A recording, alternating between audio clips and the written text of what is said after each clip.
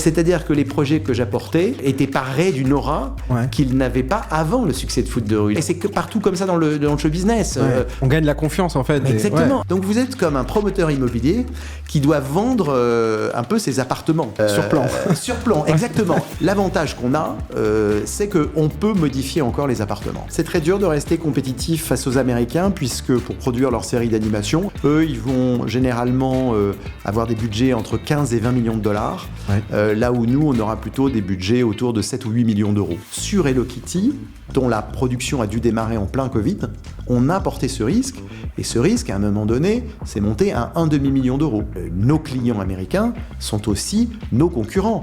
Warner, Disney, Paramount, Nickelodeon sont de gros producteurs d'animation. Rien ne remplacera le génie humain pour la création. Je crois en revanche un peu plus à l'IA dans les processus de fabrication. Alors, pas sur la chaîne de production, de la fabrication en fait. Exactement. C'est un outil que nos équipes adorent. Oui, on n'a pas supprimé du personnel pour autant, on a libéré du temps pour être meilleur dans la fabrication de nos séries. Bonjour à tous et bienvenue sur The Anima Show. Aujourd'hui, j'ai l'immense plaisir de recevoir Philippe Alessandri. Philippe a eu le privilège d'avoir traversé depuis des années l'industrie de l'animation et de connaître ses dynamiques très précisément. Il est à la tête de What's Next Media, qui justement récemment s'est rapproché de Superprod. C'est un des thèmes de cette conversation, la consolidation du marché de l'animation. Mais aussi, vous verrez quelles sont les stratégies de What's Next Media pour concevoir jusqu'à distribuer leurs propres IP. Et vous en saurez un peu plus sur le parcours d'un homme d'affaires dans le milieu de l'animation. Merci infiniment, j'espère que cette conversation vous plaira. Si c'est le cas, n'hésitez pas à vous abonner, à liker, à partager cet épisode et à activer la cloche pour ne rien rater des prochains épisodes. Merci infiniment et je vous souhaite une très bonne écoute.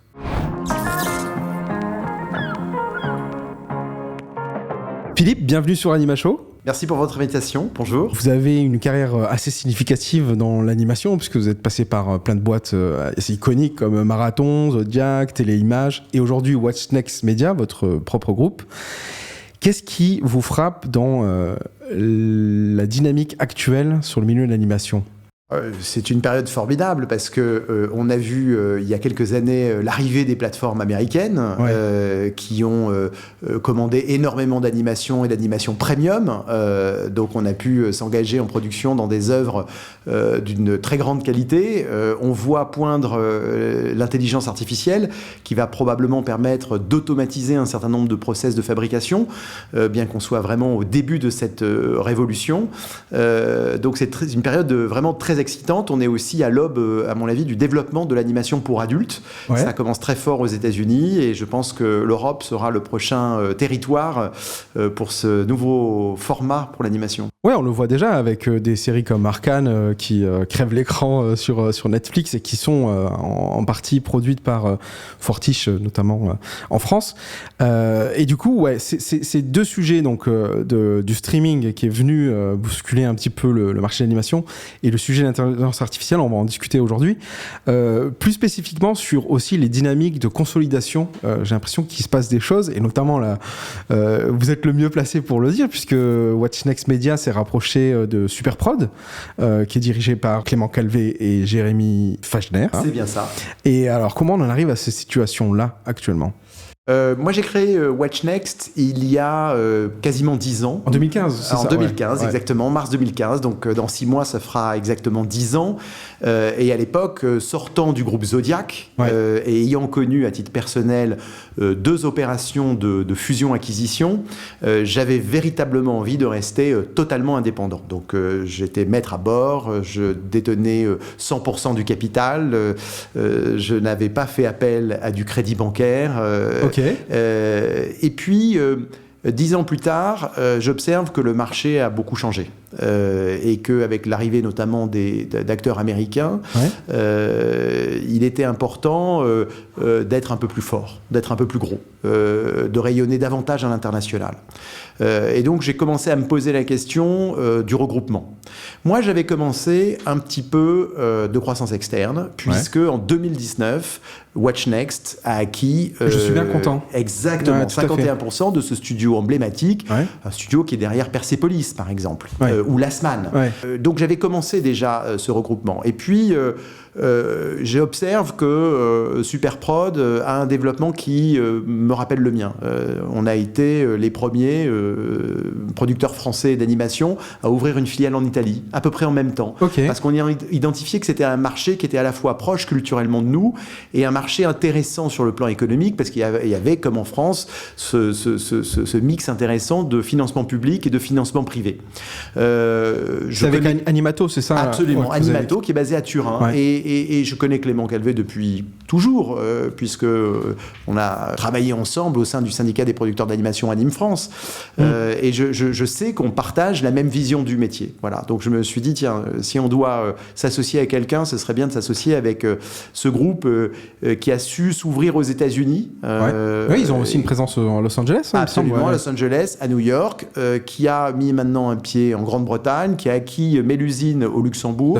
Je me suis dit, là, il y a une galaxie intéressante qui va permettre à Watch Next, pour la prochaine décade, de grandir dans le respect de son identité éditoriale. Parce que ce qui nous rapproche aussi, Clément Calvet, Jérémy Fagner et moi-même, c'est que avant de créer notre entreprise, à peu près au même moment, nous avons tous travaillé pour des groupes. Eux chez Gaumont, moi chez Zodiac. Et donc, nous avons pu considérer que les groupes étaient formidables quand il s'agissait de mobiliser des poules de talents, de mettre en commun des clients, d'avoir une force de frappe, une intelligence collective. En revanche, parfois, les groupes pouvaient freiner l'esprit d'entreprise. Et donc, on est très attachés. C'est l'inertie qui s'installe et donc, du coup, ça va un peu moins vite sur les prises de décision ou les choses comme ça, quoi. Absolument. Donc, on perd un peu l'aspect entrepreneurial, quoi, c'est ça? Exactement. La volonté, parfois, de faire converger l'éditorial, ce qui est une absurdité la plus complète. Dans la musique, par exemple, vous avez du back-office qui est mutualisé, mais vous avez des labels qui sont très indépendants, tout à fait, avec des artistes, des couleurs musicales différentes. Et c'est ce qu'on va réussir à faire, je pense, avec ce groupe à taille humaine. Trop bien. Et donc, du coup, ça signifie aussi que vous allez rejoindre ensemble sous le même toit ou tout va rester indépendant? Enfin, quelle est l'idée? On reste chacun dans nos studios. D'accord. On a une grande chance, c'est qu'ils sont, pour ceux qui connaissent Paris, rue Parmentier et nous, avenue Parmentier, pardon. Et nous, on est à Ménilmontant, donc on est à 10 minutes à pied les uns des autres. Là, évidemment, on va progressivement rapprocher nos outils de distribution internationale, parce que les synergies font sens là-dessus. On va voir comment on peut imbriquer nos services financiers et juridiques de façon intelligente. On va voir comment on peut éventuellement mener des opérations de recherche et développement technologique, notamment dans le domaine de l'intelligence artificielle ou de l'automatisation des processus de fabrication ensemble. Nous, on va mettre à contribution leurs filiales étrangères dans le cadre de recherche de financement, de coproduction de nos séries. Sur le plan éditorial, en revanche, on s'échangera probablement des talents, mais on va rester très indépendant. Il faut que chacun ait sa ligne éditoriale pour qu'on couvre tout le marché. Comprends. Et sur Watch Next, justement, la ligne éditoriale que vous avez développée, donc votre souci quand vous avez créé Watch Next, c'était vraiment de se dire, je veux finalement contrôler depuis la conception jusqu'à ma distribution les propriétés intellectuelles que je développe. Ils en avaient développé pas mal, comme Nate is Late, donc Oscar et Malika en français, Wildcat et Hello Kitty avec qui vous avez juste fait la production, il me semble, ou coproduction. Boy Girl, Dog Cat, Mouse Cheese, qui est très sympa. Très dur à dire. Ouais, très dur à dire, mais vraiment super travail avec Tom Krajewski, qui était à l'écriture, c'est ça? Absolument. Un carton, mon fils le regarde d'ailleurs, c'est très marrant, c'est très drôle. Et puis là, Monsieur Madame, que vous annoncez, les fameux albums Monsieur Madame que tout le monde a lu. Enfin un dessin animé, quoi. Voilà. Quand j'ai créé Watch Next, j'avais une obsession, c'est de créer des succès. Vous le savez, avant, à Téléimages, on a eu la chance de produire Foot de rue. Et Foot de rue a été un énorme succès populaire. Et j'ai vu, à partir du succès de Foot de rue, j'ai vu le regard des diffuseurs changer. Sur quel point exactement? C'est-à-dire que les projets que j'apportais étaient parés d'une aura qu'ils n'avaient pas avant le succès de Foot de rue. Les diffuseurs se disent toujours, et c'est que partout comme ça dans le show business, il suffit qu'un film marche et d'un coup on gagne la confiance en fait. Exactement, un acteur, un réalisateur, un scénariste est auréolé de ce succès-là pendant plusieurs années. Et donc je me dis, pour bien lancer Watch Next, il faut qu'on ait des succès. On a développé et produit dans les premières années de Watch Next 3 séries d'animation. Et sur ces 3 séries d'animation, il y en a 2. Oscar et Malika, toujours en retard pour France Télévisions, et Boy Girl, etc., pour Gulli.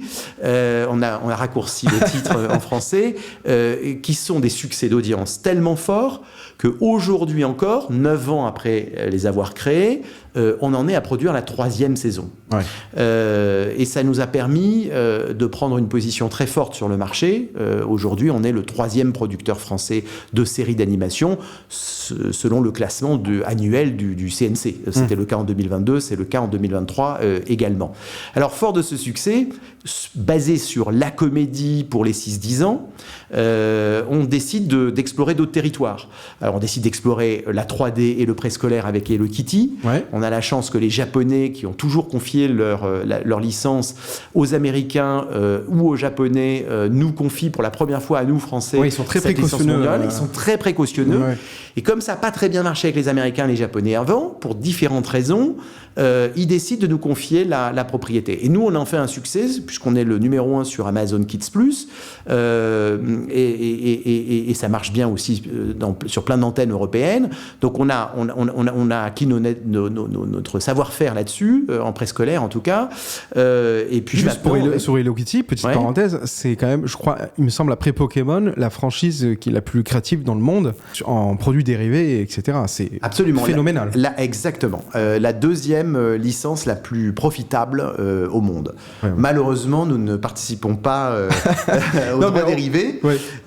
Mais en tout cas, c'était très intéressant pour nous de travailler sur une propriété aussi iconique. Et je tiens à préciser que ça paraît facile de l'extérieur d'adapter Hello Kitty. En fait, c'est très difficile. Ouais. Pourquoi ? Parce que lorsque vous adaptez Tintin, par exemple, vous avez beaucoup d'albums, beaucoup d'histoires. Les personnages ont une épaisseur. Il y a un fond d'histoire. Il y a un fond d'histoire extraordinaire. Ouais. Et donc, ça vous aide beaucoup dans la création, même si vous avez des contraintes, notamment celles posées par les ayants droit.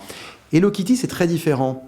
C'est un personnage qui a été exploité surtout d'un point de vue commercial, et donc qui n'a pas d'univers, qui n'a pas d'histoire. On peut tout inventer, et en même temps, lorsque vous inventez quelque chose, les gens vous disent « Ah non, c'est pas Hello Kitty », parce que les gens projettent quelque chose et vous savez pas quoi. Voilà. Et donc nous, on a beaucoup cherché, et puis à force de chercher sur Internet, on voyait des Hello Kitty qui apparaissaient dans des costumes différents. Ouais.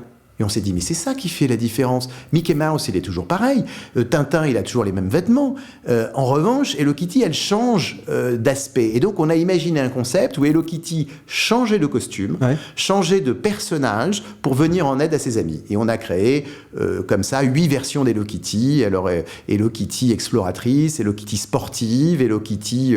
voilà, en essayant de ne pas tomber dans les stéréotypes féminins. On n'a pas fait la princesse, on n'a pas fait la magicienne.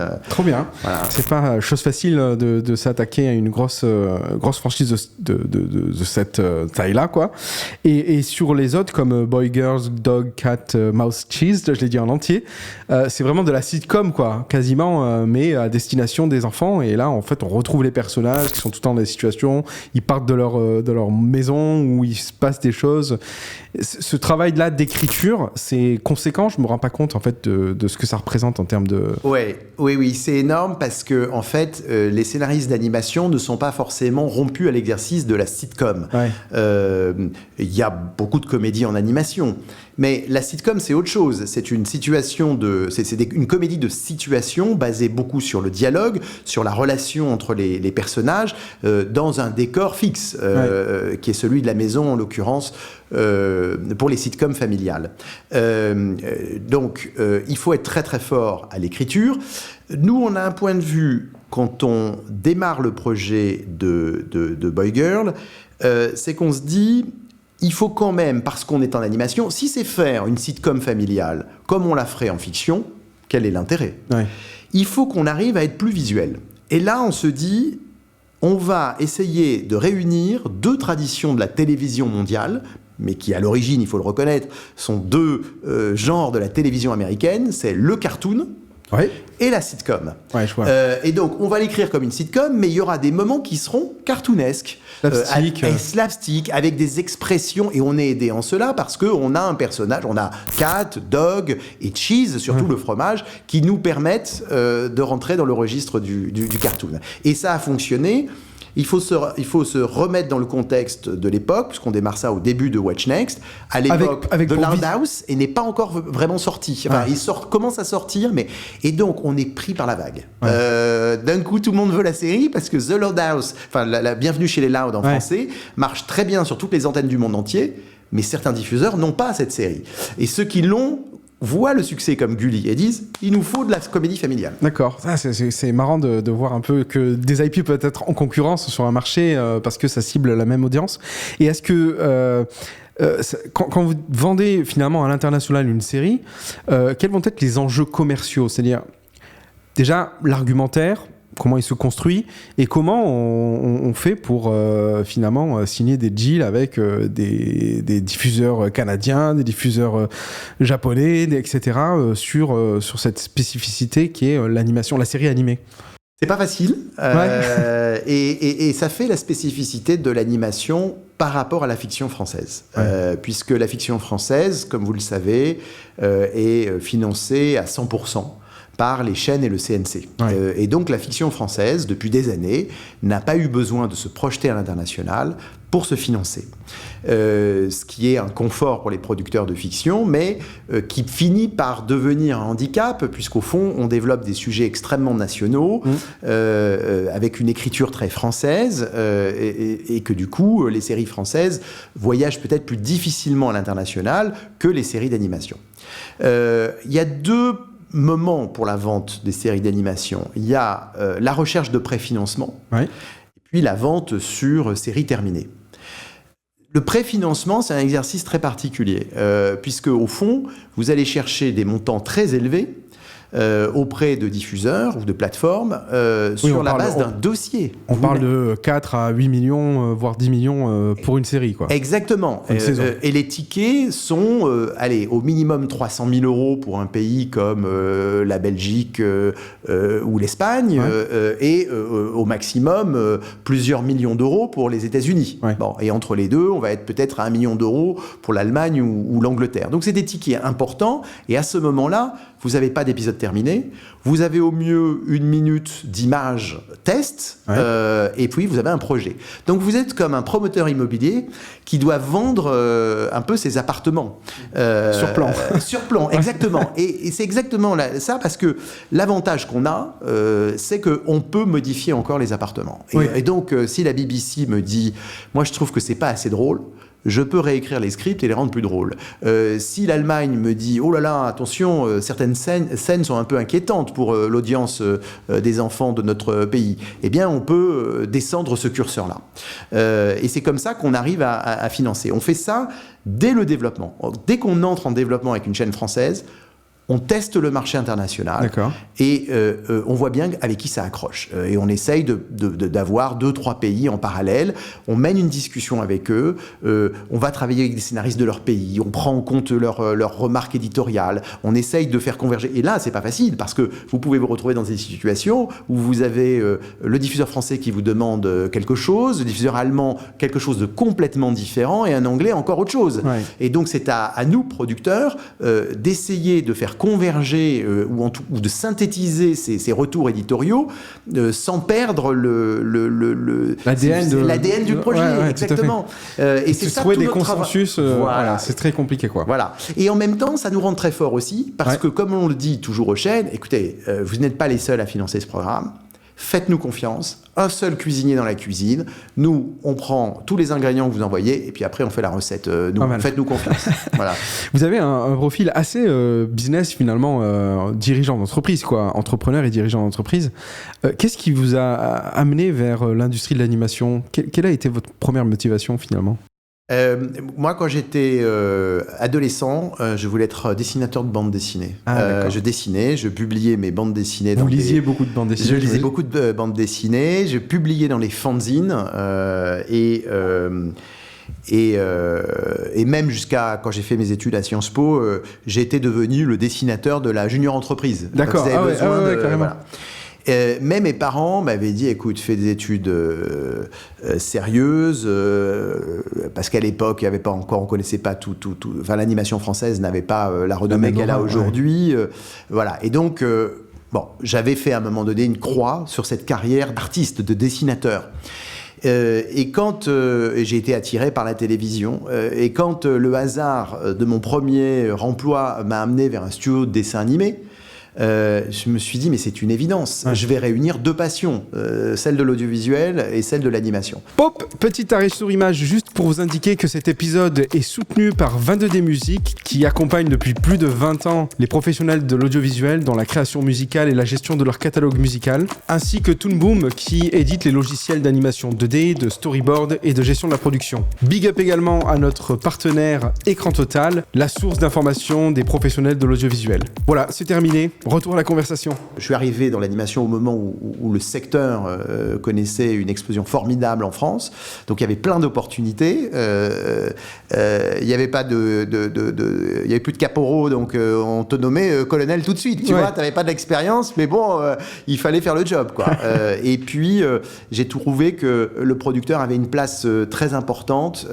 Comme tu l'as dit très bien, à la fois chef d'entreprise, chef d'orchestre, et en même temps, garant d'une direction artistique aussi, quoi. Quelque chose qui touche à l'image, en fait. Exactement, tu es vraiment à mi-chemin. Ouais, j'imagine. Sur la partie commerciale, quand vous êtes en train de travailler sur une œuvre, il faut quand même pouvoir financer ces moments de développement, quoi. C'est-à-dire qu'il faut avoir une certaine liquidité, peut-être un trésor aussi au CNC, enfin quelque chose qui permet de tenir tout ce temps-là avant qu'on ait le green light des chaînes qui financent. Cette gestion-là, est-ce qu'elle est particulière en fait à un studio d'animation, ou est-ce que c'est comme n'importe quelle entreprise en quelque sorte? J'ai du mal à embrasser tous les secteurs et tous les types d'entreprises. Mais en tout cas, c'est une problématique majeure dans notre secteur et qui va devenir de plus en plus prégnante. Tu as raison d'en parler. Mais c'est vrai que c'est particulier à l'animation par rapport à la fiction française. Parce que comme je le disais, en fiction française, lorsque tu as l'engagement du diffuseur, tu as ton financement. Ouais. Donc, tu produis pas avant d'avoir l'engagement du diffuseur, et dès que tu as l'engagement du diffuseur français, tu produis. Dans l'animation française, quand tu as l'engagement du diffuseur français, tu as entre 50% et 70% du financement. Et il arrive fréquemment que tu obtiennes cet engagement-là avant d'obtenir l'engagement des partenaires étrangers. D'accord. Et donc tu te retrouves dans la problématique, soit de ne rien démarrer et de livrer donc avec retard ton diffuseur français et de ne pas faire fonctionner ton studio, soit de démarrer ta production en portant un risque. Ouais. Que se passe-t-il si, dans 6 mois, je n'ai toujours pas trouvé les 30% ou les 50%, a fortiori, de financement manquant? Eh bien, c'est vrai que c'est un risque difficile à porter. Au début de Watch Next, je n'ai heureusement pas eu besoin de le porter. D'accord. Mais par exemple, sur Hello Kitty, dont la production a dû démarrer en plein Covid, on a porté ce risque, et ce risque, à un moment donné, s'est monté à 1,5 million d'euros. On avait dépensé, et heureusement à l'époque, WatchNext avait constitué des fonds propres qui nous ont permis, avec un minimum de sérénité, d'investir 1,5 million d'euros alors que le financement n'était pas bouclé, et je ne l'ai pas regretté. Parce que, du coup, je n'ai pas inquiété Amazon qui avait signé son contrat. Ouais. On a avancé et on n'a pas perdu de temps et on n'a pas donc trop décalé la livraison de la série. Bah, merci en tout cas de partager ça de manière très ouverte, c'est très sympa. Vous êtes vachement impliqué finalement dans l'animation puisque vous avez été président du syndicat des producteurs d'animation, anciennement SPFA aujourd'hui. Anime France. Voilà. Pendant longtemps, d'ailleurs, vous avez occupé 6 ans. J'ai fait le maximum. On peut faire 3 mandats de 2 ans. Ok, très bien. Vous allez nous parler un peu de cette expérience parce que finalement, quels sont les enjeux que porte un syndicat de producteurs dans une industrie culturelle, notamment celle qui est importante en France, hein, puisque on le dit pas assez souvent, mais on est un des plus gros producteurs d'animation dans le monde. Quels étaient les enjeux et pourquoi ça vous paraissait important de vous impliquer là-dedans ?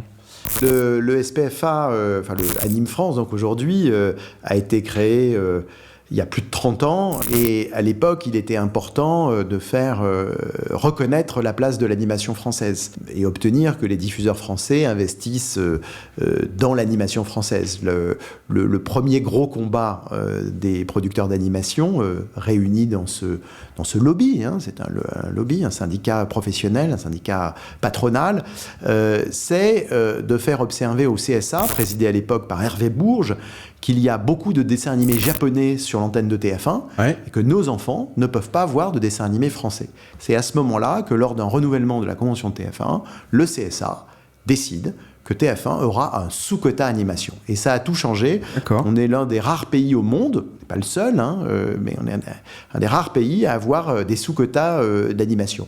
Et après TF1, on en a eu avec M6, donc avec Gulli, avec Canal+, et maintenant avec les plateformes Amazon, Netflix. Tous les acteurs américains ont un petit sous-quota animation. C'est très important parce que le problème, c'est que l'animation s'adresse aux enfants. Et que les enfants ne payent pas de redevances, les enfants ne consomment pas beaucoup de produits, et donc les publicitaires ne s'y intéressent pas tellement, et les enfants ne votent pas, et donc les politiques s'y intéressent pas trop non plus. D'accord. Voilà. Et donc c'était important de rappeler qu'il est important d'adresser le public des enfants, les 4-10 ans, les 4-14 ans. Voilà. Et puis, il y a aussi tout ce dialogue avec le CNC pour essayer d'ajuster l'allocation des aides, en fait, des financements un peu plus vers l'animation que sur le live action, en fait. Parce que je rappelle que le CNC, c'est pas un impôt payé par vous et moi. Le CNC, c'est une taxe versée par les chaînes de télévision et les plateformes à un organisme qui va ensuite redistribuer l'argent pour financer des programmes que diffusent ces chaînes-là, mais selon les besoins de chacun. Donc, le CNC va dire aux chaînes, écoutez, pour produire des émissions de variété en prime time, vous n'avez pas besoin, vous le financez à 100%. La fiction, vous le financez à 90%, vous donnez un peu d'argent. L'animation, parce que c'est pour les enfants que ça rapporte 10 fois moins en recettes publicitaires, vous avez besoin qu'on alloue de l'argent public. Et c'est ça l'origine du CNC. C'est une redistribution d'une taxe payée par les diffuseurs pour permettre à tous les genres de programmes d'exister. D'ailleurs, je salue ma commission au CNC, parce que j'appartiens maintenant à une commission au CNC sur l'animation. Et c'est très sympa de voir tous les projets qui circulent. C'est vraiment hyper intéressant. Donc, ils font un super boulot et il faut le mentionner parce que c'est une aide vraiment très importante en France. Et bravo pour ça. Oui, c'est une administration très proche des entreprises et ça fonctionne hyper bien entre nous. Non, ils sont très forts. Vous avez vécu l'internationalisation de vos œuvres. Comment fait-on finalement pour rester compétitif en Europe, ou en France en tout cas, face à des géants américains, des géants japonais, mis à part justement ce travail de lobby qui est de dire il faut aider l'industrie, est-ce qu'il y a d'autres choses qui font la spécificité de l'Europe sur le marché? C'est très dur de rester compétitif face aux Américains, puisque pour produire leur série d'animation, avec un format identique, disons 26 demi-heures ou 52 épisodes de 11 minutes, eux, ils vont généralement avoir des budgets entre 15 et 20 millions de dollars, là où nous, on aura plutôt des budgets autour de 7 ou 8 millions d'euros. Donc vous voyez le décalage, différentiel. Voilà. Alors, à quelques exceptions près, sur Hello Kitty, on avait un budget de 12 millions d'euros, non, plutôt 10 millions d'euros, 12 millions de dollars, mais ça reste exceptionnel. La première chose, c'est on a appris à produire très bien moins cher. Et ça, les Américains l'ont perçu. Et c'est la raison pour laquelle ils viennent sous-traiter pas mal de leurs films et de leurs séries en France. Parce qu'ils se rendent compte que pour $1 investi en France, on a une valeur de production bien supérieure à ce qu'on aurait au Canada ou aux États-Unis. Donc ça, c'est le premier. Et puis la deuxième chose, c'est qu'il faut qu'on arrive à faire des programmes qui performent et donc qui se vendent dans le monde entier pour pouvoir récupérer, se couvrir du risque financier qu'on a pris en amont des productions. Et on réussit très bien puisque il y a des succès français dans le monde entier, y compris aux États-Unis. Je vais citer des programmes qui ne sont pas les miens. Ladybug, Gigantosaurus, Pyjamasque sont des succès français aux États-Unis. Il y en a eu par le passé. Et on est très fiers de ça. Et on est très fiers de ça. Et il faut savoir que c'est miraculeux parce que nos clients américains sont aussi nos concurrents. Warner, Disney, Paramount, Nickelodeon sont de gros producteurs d'animation. Et donc, quand ils achètent une série française pour leur réseau aux États-Unis, c'est vraiment qu'elle est de très bonne facture. Parce qu'ils privilégient dans leur slate, Exactement, ils privilégient leur propre propriété. Donc, on a parlé de Anime France, donc votre implication auprès du syndicat, mais il y a aussi d'autres initiatives que vous avez menées, par exemple le CEA, cette association qui aide à créer des scénaristes. Il faut avoir minimum 20 ans, il n'y a pas besoin d'avoir des diplômes particuliers, mais on peut devenir scénariste à travers cette formation. Pourquoi est-ce que vous êtes impliqué à la fondation de cette association qui a déjà 20 ans, absolument, peut-être probablement plus. Je l'ai créé avec quelques camarades en 1995. D'accord. Pourquoi ? Parce qu'à l'époque, je viens de démarrer dans les studios d'animation et l'un de mes producteurs me dit « Bon, je ne cherche pas à écrire en France, il n'y a pas de scénariste. » J'ai dit il faut améliorer la formation. Et je me renseigne et je me rends compte qu'il n'y a pas de formation. Et on me dit oh non mais l'art ne s'apprend pas, le talent ne s'apprend pas. Et pourtant je sais qu'aux États-Unis il y a des formations. Et donc on se lance dans ce projet assez fou de créer la première formation à l'écriture scénaristique en France. On a mis 1 an et on a réussi à mettre tout le monde autour de la table, toutes les chaînes de télévision, le CNC, la ProCirep, et on a créé cette école. Et depuis il y en a eu d'autres, puisqu'il y a eu la FEMIS qui à l'époque n'était que sur le cinéma, s'est ouverte à la série télé. Il y a eu la Cité des scénaristes, qui n'est pas une formation, mais plutôt un compagnonnage. Et donc aujourd'hui encore, je suis très impliqué dans le Conservatoire d'écriture, puisque le président, jusqu'à l'été, a démissionné de façon un peu surprise en juin. Et donc j'ai repris la présidence avec mon ami Iris Buchet, présidente de Quad Drama. Et on fait cet intérim parce que c'est très important de créer des bons scénaristes en France, quoi, de faire, d'avoir une filière dans ce domaine-là, qui aujourd'hui aussi est finalement frappé par l'arrivée des IA génératives, donc intelligence artificielle. C'est un sujet aussi que je voulais aborder avec vous. Alors, c'est encore flou finalement l'implication que va avoir l'intelligence artificielle sur l'industrie, et puis ça peut aussi créer des clivages et des débats. On est bien placé pour le savoir, mais en fait, qu'on soit scénariste ou qu'on soit animateur, aujourd'hui, il va falloir intégrer finalement ces IA dans son travail. Je me dis, moi, si demain je devais finalement créer une œuvre, une série, et pondre des épisodes, et puis réfléchir à des personnages et leur backstory, etc., je m'aiderais de ChatGPT, quoi. J'ai aucun mal à le dire, et je pense qu'aujourd'hui, certains le font. Quelle est, selon vous, l'implication que va avoir cette tendance générale-là sur la création audiovisuelle ? Je ne sais pas si vous avez un point de vue sur ce sujet. Oui, on a un point de vue. Moi, j'ai un point de vue. Je suis comme toi. Je pense que les outils peuvent aider les créatifs. Et c'est aux créatifs à les utiliser, à la limite. Mais je crois que rien ne remplacera le génie humain pour la création, parce que le problème de l'IA dans la création, c'est qu'il va puiser dans des choses existantes. Or, la création est intéressante aussi par la transgression, par la rupture, par l'innovation. Et donc, je pense que l'esprit humain peut apporter davantage cette innovation. Mais tant mieux si des outils peuvent aider à aller plus vite. Brainstormer ou à aller plus vite dans des tâches répétitives, par exemple. Exactement. Après, il y a des outils dans le développement qui sont intéressants, mais qui sont juste des outils de sophistication de ce qu'on faisait déjà avant. Je donne l'exemple, par exemple, du mood board. Lorsque j'ai commencé dans l'animation, pour montrer ce qu'on voulait, pour montrer notre vision artistique, on découpait des pages de magazines, on faisait des collages, on appelait ça les cahiers de tendance, tu vois, ça existait dans la pub, ça existait dans tous les métiers de la création. Et puis après, on est allé faire des montages Internet. Et puis maintenant, on demande à l'IA de générer des images. Mais ça ne va pas remplacer la création. C'est juste pour montrer une direction artistique, essayer d'embarquer une équipe créative ou des premiers partenaires, et puis après, il y a une phase de création.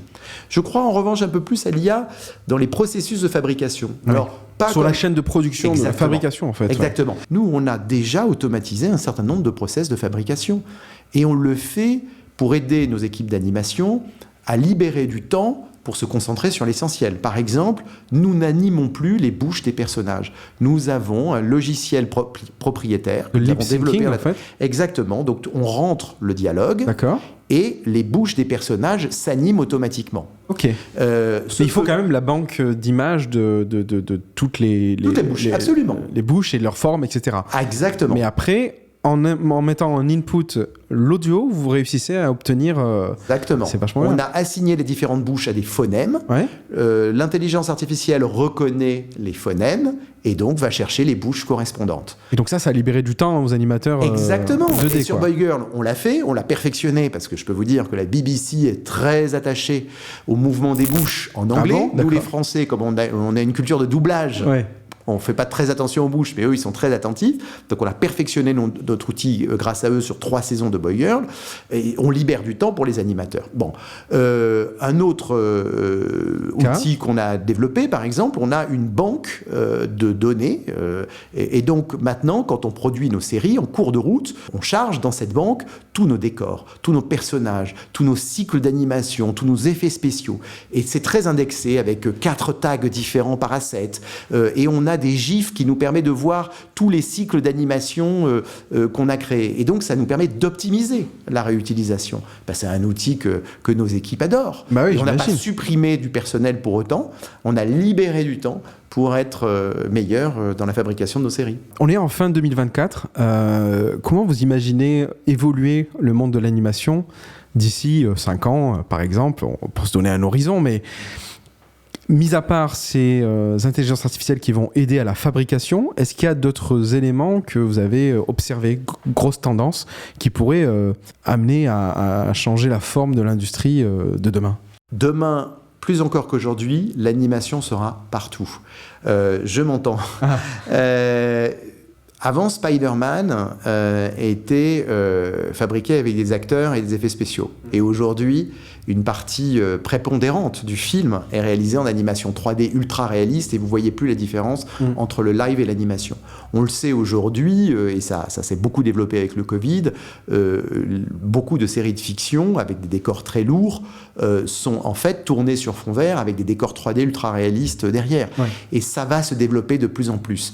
Donc, les techniques d'animation vont inonder la création d'images encore plus que c'est le cas aujourd'hui. Ça, c'est la première chose. Ensuite, j'espère que l'animation s'adressera à un public plus large que le public des enfants. Oui, ce que vous disiez au début, voilà, un public adulte finalement. Et qu'à force de consommer beaucoup de séries d'animation en étant enfant, puis beaucoup de jeux vidéo lorsqu'ils sont adolescents, que cette forme de narration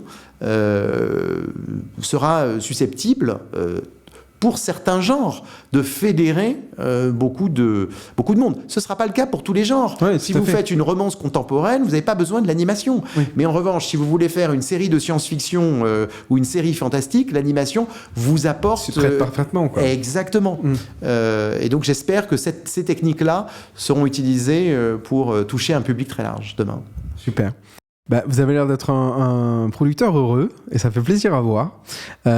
Félicitations en tout cas pour What's Next et puis pour les next steps finalement de What's Next. C'était un plaisir de vous recevoir Philippe sur Anima Show et puis j'espère vous recroiser bientôt.